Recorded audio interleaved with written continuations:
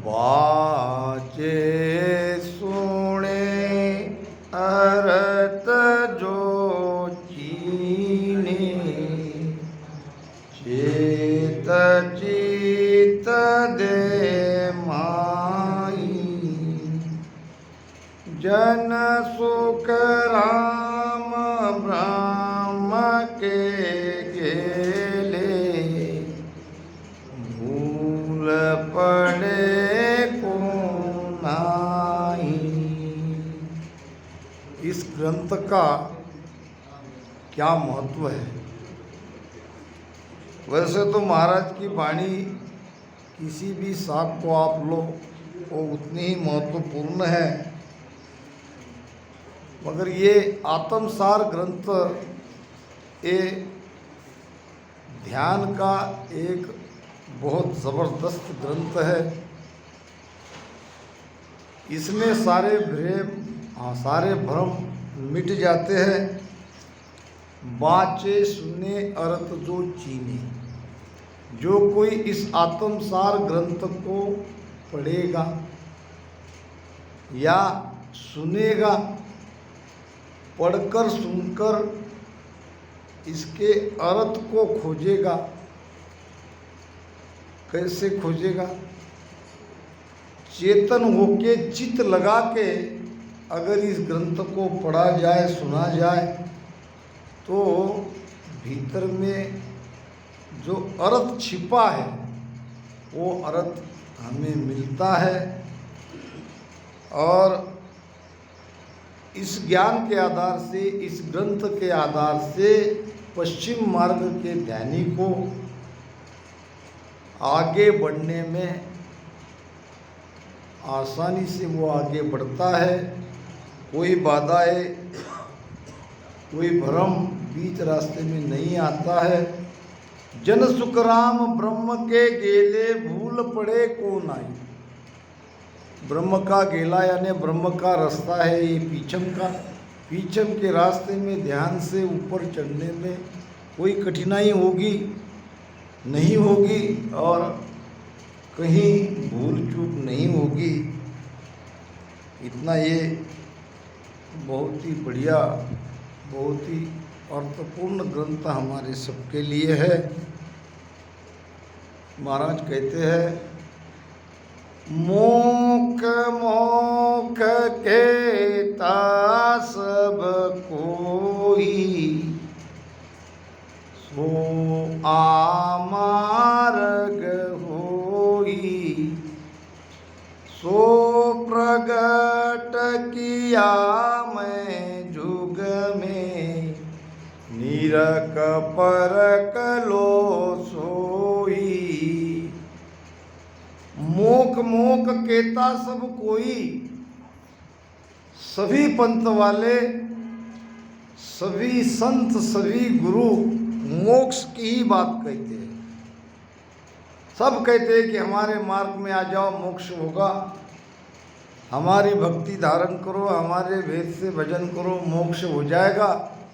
मगर इतना प्रकट, इतना खुला और किसी संतों ने नहीं कहा है जो हमारे महाराज श्री ने कहा है। सब कह रहे मोक्ष में जाएंगे, मोक्ष में जाएंगे, हमारा रास्ता मोक्ष में जाने का है। मोक मोक कहता सब कोई, मगर मोक्ष क्या है? पहले तो मोक्ष की व्याख्या होनी चाहिए। मोक्ष किसे कहते हैं? मोक्ष समझ में आया तो फिर उसका रास्ता क्या है ये भी समझ में आएगा। मोक्ष का अर्थ है बंधन से मुक्त। बंधन से मुक्त होना ही मोक्ष है। अब ये बंधन क्या है? हम खुले हैं कि बंधे हुए हैं? बंधे हुए तो किसी ने बांधा क्या? खुले हैं तो फिर भक्ति क्यों कर रहे? हम खुले नहीं हैं, हम बंधन में हैं, हमको किसी ने बांधा नहीं है, हम स्वयं ही बंधे हैं। अपने आप को हम बंधे हुए महसूस करते हैं। बड़ी अच्छी कथा याद आ गई। एक कुम्हार के पास कई गधे थे और गधे को वो रोज बांधता था रस्सी से और सुबह खुला करता था। एक दिन ये गधे की रस्सी छूट गई, टूट गई। अब वो गधा खुला न रहे इसलिए वो उसका कान पकड़ के बैठ गया। वहाँ से एक संत आए, कहने लगे कि भाई तुम गधे का कान पकड़ के क्यों बैठे हो? तो कुम्हार कहने लगा इसकी रस्सी टूट गई, अब इसको पकड़ के ही रहना पड़ेगा, नहीं तो ये चला जाएगा। संत ने कहा कोई चिंता मत करो, मैं तुमको उपाय बताता हूँ। संत ने उपाय बताया, इसको खाली तुम बांधने का नाटक करो, ऐसी ऐसी रस्सी उसके गले में घुमा दो, ये कहीं नहीं जाएगा। जैसा संत ने कहा वैसा उन्होंने वो गधे के गले में रस्सी ऐसी घुमा दी और चला गया सोने के लिए, आराम करने के लिए। देखा तो गधा रात भर ज्यों के त्यों वहीं था, कहीं भागा नहीं था। और सुबह और जो गधे थे जो बंधे हुए थे सबको खुला किया। अब सब गधे छूट गए, मुक्त हो गए। ये गधा ज्यों के त्यों वैसा ही खड़ा रहा। अब उसको हटाए वहाँ से कि भाई बाकी चले गए, तुम भी उधर जाओ। फिर भी गधा 1 इंच भी इधर उधर से हिले नहीं। भागा भागा संत के पास गया, महाराज बड़ी गड़बड़ हो गई, क्या हुआ?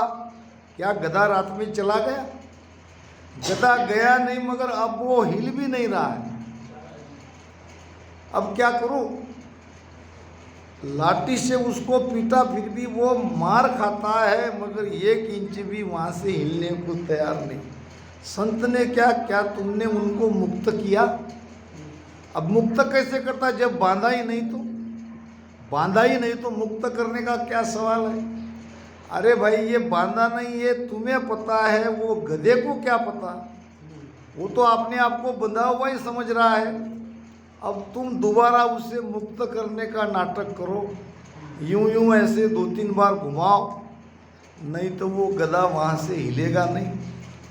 भागा भागा घर पे आया, दोबारा ऐसे उल्टी रस्सी घुमाने की गले में करी। अब रस्सी क्या थी, केवल घुमा ही रहा था हाथ से। अब ऐसा करते ही गधा भाग गया। वो गधे के जैसी हमारी हालत है। हम स्वयं ये बंधन में बंधे हैं। हम कहते हैं घर मेरा है, हम कहते हैं परिवार मेरा है, हम कहते हैं खेत जमीन मेरी है। क्या कभी घर ने तुम्हें कहा तुम मेरे हो? क्या हमारी जमीन जायदाद ने कभी कहा कि तुम मेरे हो? बैंक में जो हमारे पैसे हैं केवल हमारे खाते में हमारे नाम से है।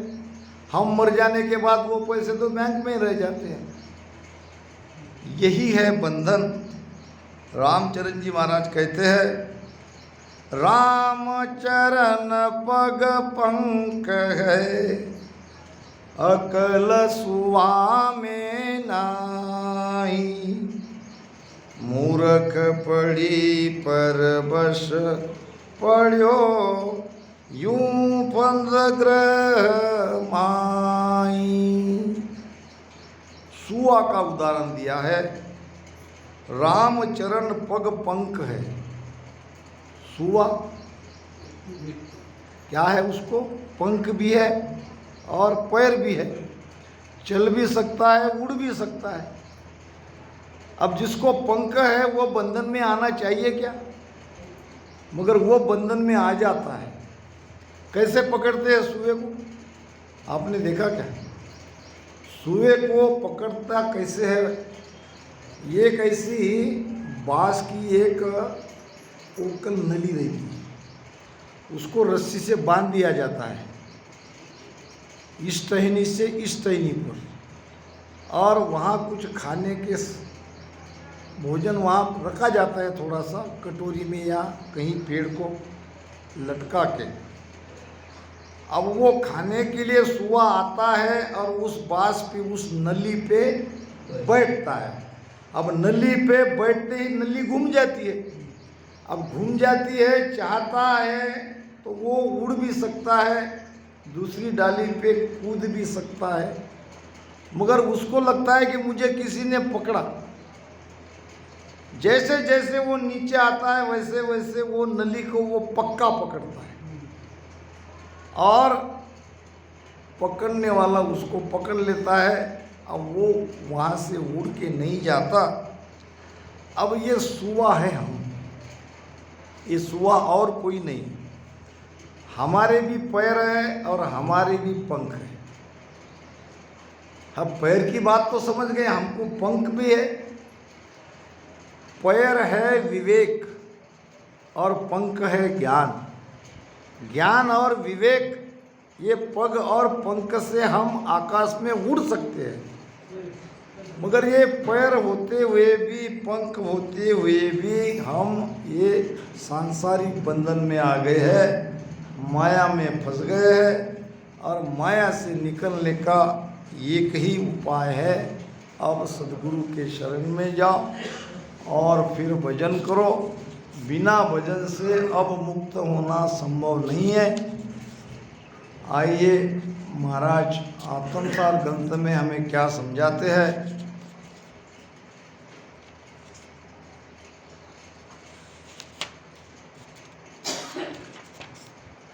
बरसे धरन गगन घर भीजे, नदिया चली फूटी, चढ़िया नीर किला सब भरिया, नाव आब सब टूटी। एक एक साखी महत्वपूर्ण है। ध्यान का सारा भेद इन वचनों में छिपा है। बाहर भीतर दोनों तरफ से ज्ञान को समझना है। पहले बाहर से समझेंगे। बरसे धरन, धरन नाम पृथ्वी, धरती। जब पानी बरसता है तो जमीन सारी भीग जाती है। बरसे धरन गगन घर बीजे, यानी धरन से आकाश तक ये वर्षा होती है, ऊपर से नीचे। ये बाहर की वर्षा ऊपर से नीचे होती है, ध्यान रखना है इस बात को। अब जब पानी बरसता है तो पानी छोटे छोटे नालों से, नदी से होते हुए सब छोटे छोटे सब भर जाते हैं, नाले, नदी। फिर ये सब पानी भर भर के सागर में जाता है। अब चढ़िया नीर किला सब भरिया। अब ये पानी से ये सारा सागर भर जाता है। सागर की ओर ये नदियाँ भर भर के सागर को मिलने के लिए जाती है। अब ऐसी मूसलाधार बारिश जब होती है तो हम कहते हैं कि आकाश फट गया। क्या कहते हैं उसको? आकाश फट गया। पानी आकाश में और धरती में भी नहीं समा रहा है, चारों तरफ पानी पानी हो रहा है। अब सब भरा हुआ है। अब भीतर में आओ। अब बरसे धरन। अब ये वर्षा कौन सी है? ये वर्षा है भजन की।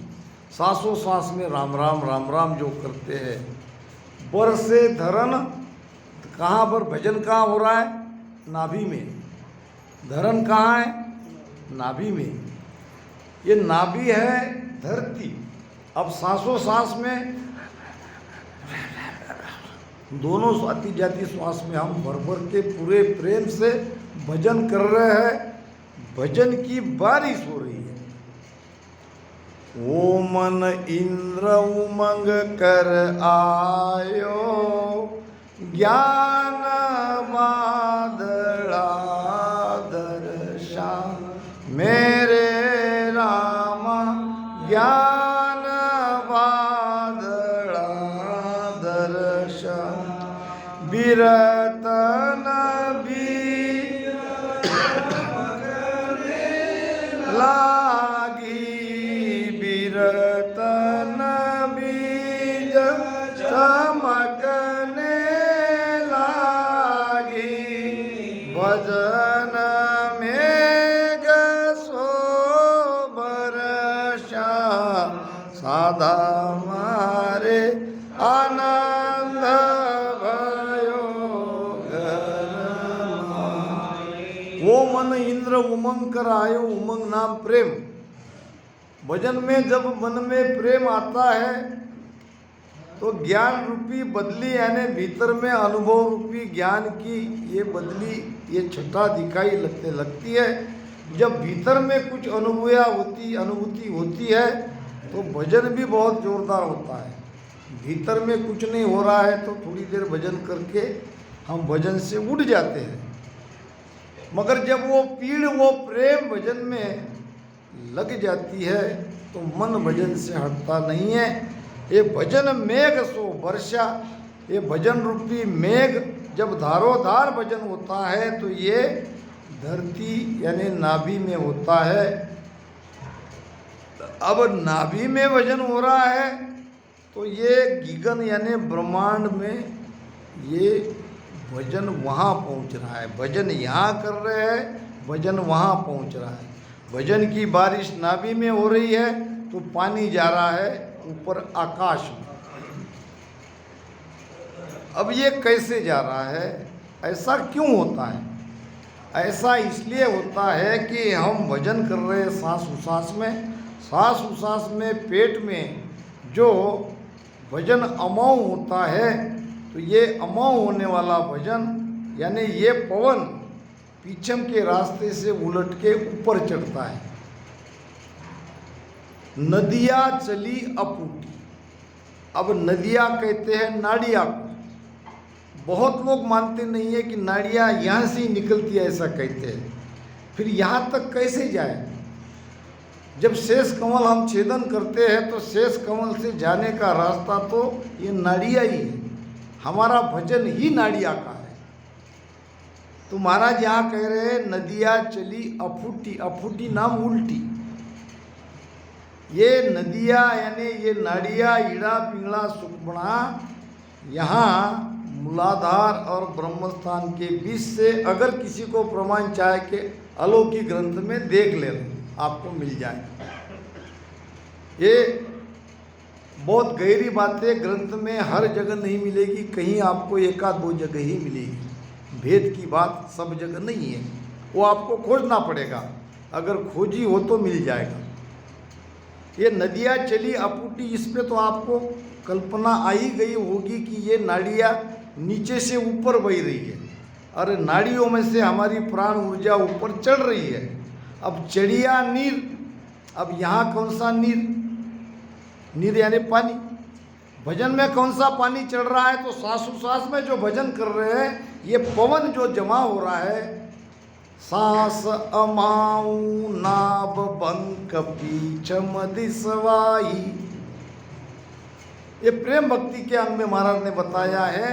यहाँ जब पेट में ये सांसा अमाऊ हो जाती है, पेट फूल जाता है, पेट भर जाता है सांस उसास से, तो ये वायु रूपी नीर रीढ़ की हड्डी से सुषुम्ना के द्वारा ऊपर चढ़ता है। चढ़िया नीर किला। अब किला कौन सा? ये 10वां द्वार। चढ़िया नीर किला सब भरिया, ये ब्रह्मांड पूरा भर जाता है। अब नाभ आब सब फूटी। नाभ आब फूटने का मतलब क्या है?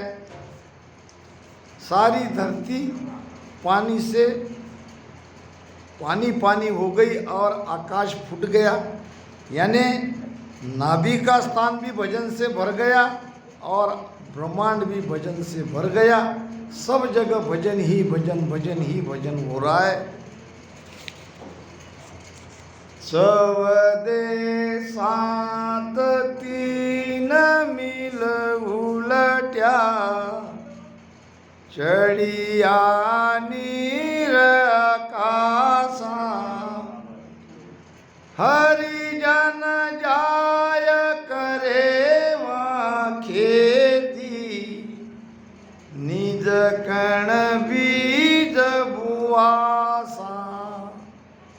बाहर से ही महाराज ने इस सत्य को समझाया है, क्योंकि सत्य को ज्यों की त्यों समझाया नहीं जा सकता, इसको प्रमाण देके ही समझाना पड़ेगा, क्योंकि सत्य कड़वा है। जब हम बच्चे को कोई कड़वी दवा खिलाते हैं तो उसको ऊपर से मीठा मीठा या गुड़ के अंदर से देते हैं, या उसको कुछ खाने के लिए शक्कर मीठा देते हैं।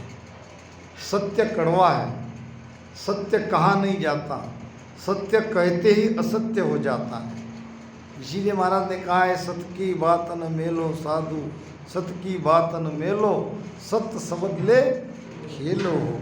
सत्य की महिमा अपरंपार है, सत्य को छोड़ो मत, सत्य शब्द के साथ खेलो।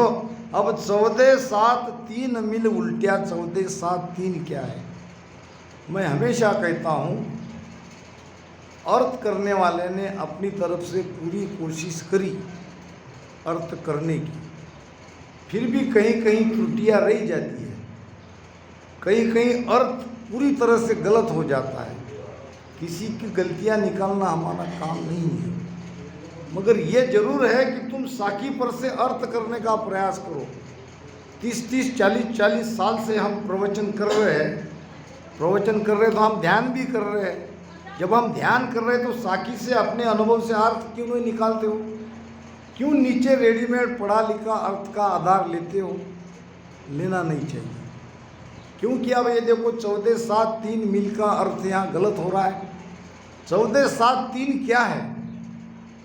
अब आप लोग सब सुनने वाले सीधे साधे भोले हो, जैसे यहाँ से कहा जाता है वैसे आप अपने अंदर में उतार लेते हो।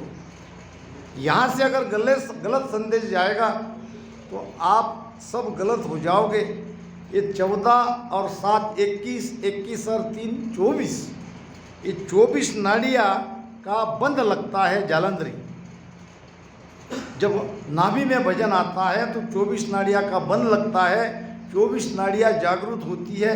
24 नाड़ियाँ में 5 नाड़ियाँ पैर की तरफ जाती है, 5 ये पैर में, 5 ये पैर में, 5 नाड़ियाँ ऊपर हाथ की तरफ जाती है, ये 20, और ईड़ा पिंगड़ा सुक्मणा 3 और एक ब्रह्म नाड़ी उसके भीतर में है। ऐसे ये 24 नाड़ियाँ जगती है सांस उसास से राम राम भजन करने से नाभि में। 14 7 3 मिल उल्टिया, ये 24 नाड़ी के भजन से भरने के बाद ही हम पीछम के रास्ते से उलट सकते हैं। यानी भजन क्या होता है? जब नाभि से नीचे भजन आता है तो पूरे पैर तक, पैर ते तलवे तक भजन फैलता है। ऊपर पूरे हाथ में, सारे शरीर में, रोम रोम में, नाड़ी नाड़ी में भजन फैलता है, और फैलने के बाद फिर सिकुड़ता है। सिकुड़ने का मतलब अब शरीर से फिर इकट्ठे वो ऊर्जा आती है और फिर बराबर सुषुम्ना के रास्ते से ऊपर चढ़ती है। 14 7 3 मिल उल्टिया चढ़िया नीर आकाशा नीर, यानी ये पवन, ये ब्रह्मांड में पवन ही चढ़ता है, और पवन में ही हमारी जीवात्मा है, हमारा प्राण है। और ये प्राण को ही 10वें द्वार में या 10वें द्वार के बाहर निकालना है। मृत्यु के बाद हमारा प्राण 9 द्वार से ना निकले, इसके लिए हम भक्ति भजन कर रहे हैं। अगर इतना दिन भजन करने के बाद प्राण मुख से जाता है, प्राण आँख से जाता है, तो कुछ नहीं किया। ये 9 द्वार से जाने वाला तो गर्भ में आएगा, फिर हमने 10वें द्वार की भक्ति करी ही कहाँ? 10वें द्वार का रास्ता तो खुला ही नहीं। अगर खुलता तो वहाँ तक ऊर्जा जाती, और त्रिकुटी भी पहुँचते तो हम हद के परे हो जाते, और इस 9 द्वार से हमारा प्राण नहीं निकलता। तो ये सब ध्यान रखने की बात है। हरिजन जाए करे वहाँ खेती। कहाँ खेती कर रहा है? 10वें द्वार में, ब्रह्मांड में। खेती करने का मतलब क्या? वहाँ का आनंद ले रहा है। और कौन सा बीज उसने वहाँ बोया? निज कण, अपने आत्मस्वरूप का कण, वो बीज वहाँ पे बोया गया। जब ध्यान यहाँ त्रिकुटी आ गया, 10वें द्वार में पहुँच गया, तो हमने अब हमारे आत्मस्वरूप की प्राप्ति का बीज बो दिया है। अभी वहाँ पहुँचे नहीं हैं, अभी तो बहुत दारोदार भजन करना है। तब पूरी तरह से आत्मसार ग्रंथ का अर्थ ही ये है कि आत्मा ही भजन का सार है। भजन करके हमें अपने स्वरूप की प्राप्ति करनी है, हमारे स्वरूप में हमको मिल जाना है। वो बाहर धुन सुनाई दे रही है, यहाँ हो रहा है, वहाँ हो रहा है, इससे कुछ नहीं होता। मैं तो ये वीडियो के माध्यम से चैलेंज करता हूँ, मुझसे चर्चा करो। बाहर क्या देख रहे हो आप? आत्मा आपके भीतर है। आत्मा की अनुभूति के बारे में कोई नहीं बता दिए, केवल धुन सुनाई देने की बात। धुन तो चारों तरफ सुनाई देती है, धुन के आगे भी कुछ है।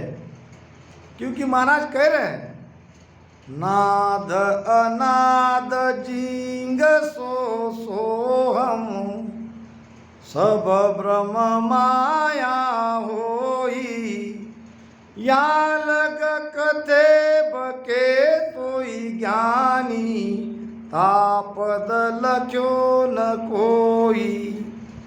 नाद सुनाई देती है, 10 प्रकार के अनर्थ सुनाई देती है। ये बीच रास्ते में ये सब होता है।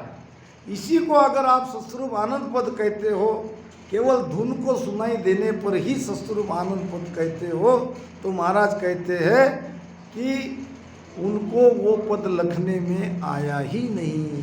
नाद अनाद जिंग सो सोहम, सब ब्रह्म माया हुई। ये तो सब ब्रह्म माया का खेल है। यहाँ लग कथे बके सोई ज्ञानी, तापद लख्यो न कोई। महाराज ने किसी को नहीं छोड़ा, डंके की चोट पे कहा है। नाद अनाद ध्वनि सुनने में अगर हम मग्न हैं तो हमने अभी उस पद को लिखा नहीं। हाँ, एक बात है, लिखने के चांस है। फिर क्या है उस पद का, कैसे समझे कि हम उस पद में पहुंचे, मैं वो भी आपको बता देता हूँ। वहाँ क्या है, वहाँ 2 चीज़ें हैं। एक ध्वनि बहुत ज़बरदस्त है, दूसरा प्रकाश। प्रकाश कैसा है? वो झिलामिल ज्योति जैसा प्रकाश नहीं है, वो त्रिकुटी में है ना। दिखाई देता है, फिर बुझ जाता है, फिर कुछ देर बाद दिखाई देता है, फिर बुझ जाता है। ये ज्योति का प्रकाश है, ये त्रिकुटी का आनंद है, ये त्रिकुटी का अनुभव है। वहाँ का प्रकाश जैसा हम यहाँ उजाले में बैठे हैं, उजाले में सारी चीज़ें हमको स्पष्ट दिखाई दे रही है, उससे कहीं ज़्यादा उजाला भीतर है। ये उजाला अगर आपका अनुभव है तो आप बिल्कुल सत्स्वरूप आनंद पद में हो, ये गारंटी। क्योंकि हम रोज गाते हैं, क्या गाते हैं? शाम को आरती। आरती में क्या कहते हैं? कोटक भाण हुआ उजियाला, दिलही में सायब दीदारा। यही तो निर्णय हो जाता है। हम बाहर बता रहे हैं, हम धुन को बता रहे हैं सत्स्वरूप आनंद पद, और महाराज कह रहे हैं कि कोटक भाण हुआ उजियाला और दिल ही में सायब दीदारा। बाहर दीदार हुआ क्या? भीतर ही उसका दीदार हुआ। दीदार कैसे हुआ? क्या वो आकारी है? वो प्रकाश के स्वरूप में है, वो आनंद के स्वरूप में है, वो ध्वनि के स्वरूप में है। ध्वनि आनंद प्रकाश अगर आपको दिखाई दे रहा है तो अभी आप सत्स्वरूप आनंद पद में हो। महाराज ने, अब ये क्या है? उजाला किसका है? ये उजाला हमारा है, हमारी आत्मा का है। हमारी आत्मा के प्रकाश से हमने आत्मा को देखा है। आत्मा को और किसी प्रकाश से देख नहीं सकते। वहाँ दूसरी कोई बात नहीं है, वहाँ हम ही हम हैं।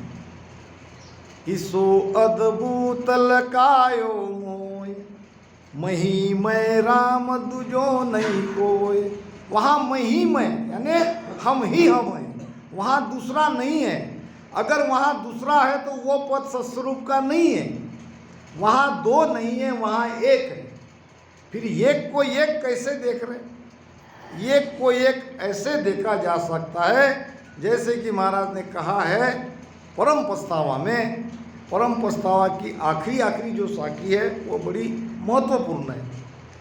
सूरज जिला मिल सूरज देखे, चंद जिला मिल चंदा, ब्रह्म झिलामिल ब्रह्म ही दर से, सो सायब का बंदा। सूरज झिलामिल, झिलामिल नाम सूरज के प्रकाश से सूरज को देखा जाता है। देख लो आप, हम सूरज को देख रहे हैं, वो निकल रहा है, सूरज दिखाई दे रहा है सूरज के प्रकाश से, और किसी के प्रकाश से सूरज को देखा ही जा नहीं सकता। और चंद झिलामिल चंदा, चंद्रमा को चंद्रमा के प्रकाश से देखा जाता है। उसी प्रकार ब्रह्म नाम आत्मा, यहाँ ब्रह्म आत्मा के लिए कहा है। ब्रह्म झिलामिल ब्रह्म ही दर से, ब्रह्म के तेज से, ब्रह्म के प्रकाश से ही ब्रह्म को देखा जाता है, न कि सूरज से। हम सूरज से देखने की बात कहते हैं, सूरज तो वहाँ गीली हो जाती है, सूरज तो उस दिव्य प्रकाश में समा जाती है। तो ये है आत्म सार, आत्मा ही सार है। आत्मा का आनंद ऐसा है, और वो आता है